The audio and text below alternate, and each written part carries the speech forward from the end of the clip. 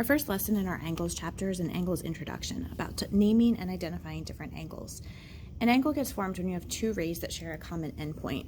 So this is kind of like the hinge, and you're used to seeing angles like this. This right here is actually called your vertex, this little point right here.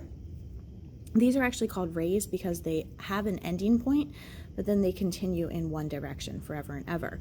So these two rays actually share this endpoint right here, your vertex, and that creates an angle then. You've heard some different types of angles before. For example, a right angle has exactly 90 degrees. On the clock, an example of a 90-degree time would be 3 o'clock. If you talk about acute are the teeny tiny little ones, they're less than 90 degrees. So if you're looking at this, an example would be 1 o'clock, because that angle is smaller than 90 degrees. An obtuse angle would be greater than 90. So remember, 90 degrees was this 3 o'clock point. As long as we're after 3 o'clock, we're good. So we could look at 5 o'clock, for example. A straight angle is exactly 180 degrees. A straight angle is just a straight line. So a straight line time would be something like 6 o'clock. There's 4 ways for us to be able to name angles. If you remember, this is our vertex right here, and these are our 2 rays.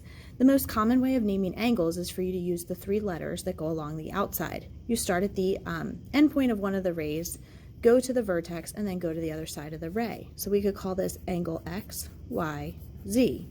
We could also go the opposite way and call this angle Z, Y, X.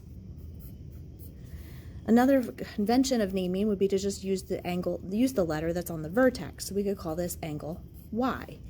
The last way that we can name these angles is there's a number inside, and we can call this angle 1.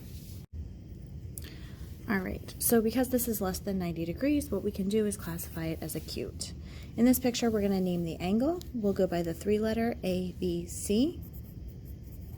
We can go backwards, angle C, B, A. We can also call this just angle B using the vertex, and we can call this angle 2. Okay? This, if we classify it because it has this marking in it, is a right angle.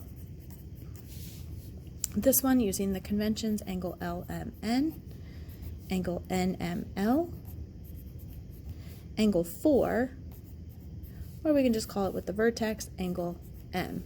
This creates a straight line, so we call it a straight angle. You can pause the video and create your own example and also classify it.